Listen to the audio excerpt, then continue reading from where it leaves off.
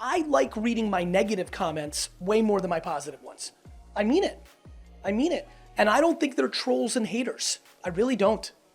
I think that they've consumed me in a context, and I need to be thoughtful about what they're thinking. Now, I equally believe that if you're taking time to consume other people's content on the internet, and then you have the energy to leave terrible comments, you're in a sad place yourself.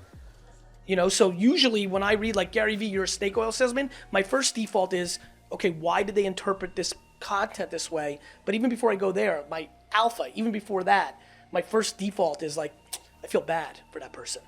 Yeah. And you've just hit someone who you want to reach, right? I mean, in some ways. I understand what you're saying. If I relate that to what I'm doing too, if I get that comment where it's like, oh yeah, but these people should get a job, and they're drugs, and they're this thing and that thing, I'm like, that's exactly who I want to talk to.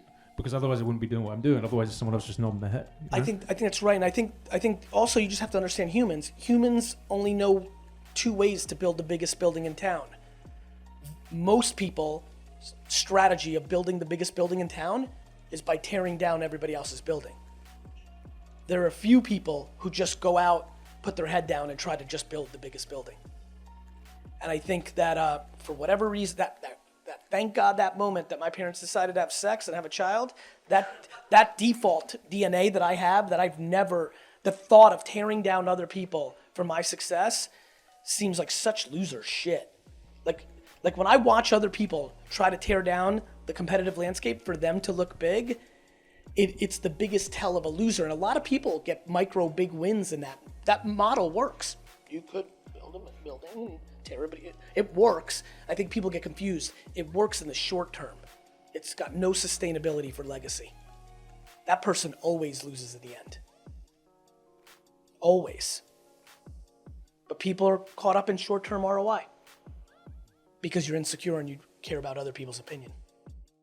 I'm passionate about this haters, trolls thing. I think people are quickly defaulting immediately if somebody doesn't agree with them and calling them a troll or a hater. And they may be, but I think it's I genuinely mean this. I take a lot of heat because I put myself very out there. But I genuinely have become great friends with many people that shit on me or have come to understandings. It's very important, to be thoughtful. Like, look, somebody who might say you're a fucking jerk off and you're just trying to build a business, you don't know if their aunt committed suicide and that's like hurt them in their heart and they know you're a business, they knew you before and you've been an entrepreneur. You don't know. I just don't think we know. I think I don't know. I'm getting very passionate about judgment. I'm still in my working stages on it, but like, it's crazy. I'm just like, I have opinions. I'm a normal human being. I got hot takes on everything. But I know they're bullshit. Because I know even the people I know super well, even D-Rock, who I know super well, man, do I not know a lot. And so if that's the case, the hell am I doing with your one piece of content or your one question or, right? Like, you can go on intuition, all this, but like, I think we need to be more thoughtful about pushback because it's been very helpful for me. Like, I think, I don't know, I think it's important. Yeah, and I think you allow, like, through doing that, you allow yourself that. Like, I wrote something a couple of days ago where I was saying to allow for, like, a stranger's bad day is to allow for yours. Like, catch me on Monday morning without a coffee. Dear oh dear. You know what I mean? It's like, I'm going to be that person, like, definitely this week or next or whenever. And I think empathizing with another is empathizing with yourself. And I think in relation to what we're saying with comments, or you're right, I mean, I think labeling it as just haters is actually what's a human. It's a human who is coming from this place. I'll be honest with you. Most of the hate I get is when if I'm very fair and I enjoy it, and it's why I think I am empathetic. I'm like, look, this person saw this clip for 1 minute on Instagram. It's the only thing they know about me. I hit their explore page.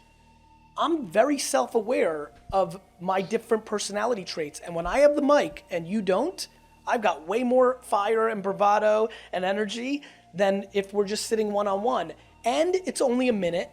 And if I didn't contextualize it perfectly, it can be out of context. And me out of context is a fucking disaster. As are most people. Especially with me, with passions and opinions, out of context, big fucking trouble. And so if I can see it through their eyes. And then there's also people that don't have vested interest in you being right. If you sell television commercials in America, you don't love me. You know, like, and that's fine, and that's fair. Like, I try to educate, I try to have a conversation with those people. I have a lot of friends who sell things that I don't believe in, and we'll have a beer, and I'm like, look, do you actually believe it? Because some of my friends actually believe that buying a television commercial in 2019 is the best use of money to make something happen. That I love. That means we just have different points of view. My bigger problem is you're an SVP at a TV company, you're bonused on that business, and you're only saying it because that's what you're currently selling, and next month when you're an SVP at Facebook, you're shitting on TV. That I've got a problem with. Not really, live your life. You're just not gonna win the long game because you won't be historically correct, so you're gonna damage your brand, your reputation, and I think that matters. I'm very proud of like saying what I believe in. I'm not gonna always be right, but I've never said anything I don't believe in for financial vested interest, which is why I don't feel vulnerable. My number one thing I can't wait for in the world right now in the micro and business is when I decide that social media is overpriced. Like, can't wait. If Cambridge Analytica didn't happen, it might have happened sooner, but I think I still got 3 to 5 years. But in 9 years, with no hair, you're gonna see me on whatever the Instagram of the day is, and I'm gonna be like, you're buying fucking Instagram, you asshole? And I can't wait, because that's when I'll be able to go full circle, because a lot of things that I struggle with in marketing today are the things I use to build Wine Library. I used to get 14% click-throughs on winespectator.com in 1997. 14. Like, I loved banner ads, but I don't like them anymore. And things change. And so the Yellow Pages was the fucking best. That's why everybody calls their company AAA everything, because you showed up first. But shit changes.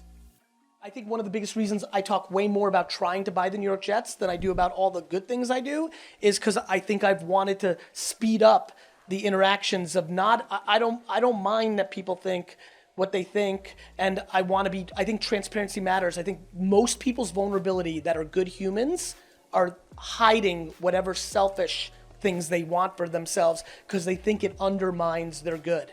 And I think you can carry two contradictory things within a human being, and I think your life's work will play out, and we will judge in the end.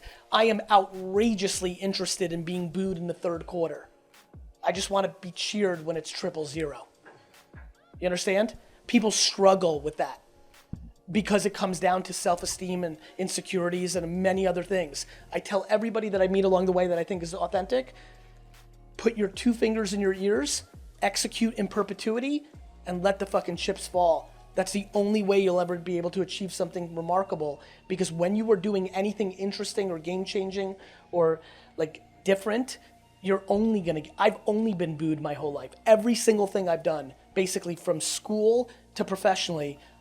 I mean, I don't know if I've ever taken more heat for not opening a second liquor store with my dad.